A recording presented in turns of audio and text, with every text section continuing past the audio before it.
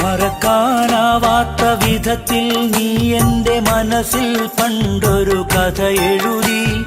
മലരെ നീ അതു വെറുതെ കളഞ്ഞിട്ട് മറയുകയില്ലെന്ന് ഞാൻ കരുതി. കരളിൽ നീ തന്നൊരായിരം കുസൃതികൾ കവിതകളായി എന്നെ തഴുകി. കനവിൽ ഞാൻ നെയ്തൊരാശകളെല്ലാം കണ്ണീർ കണമായി വീണൊഴുകി, കണ്ണീർ കണമായി വീണൊഴുകി.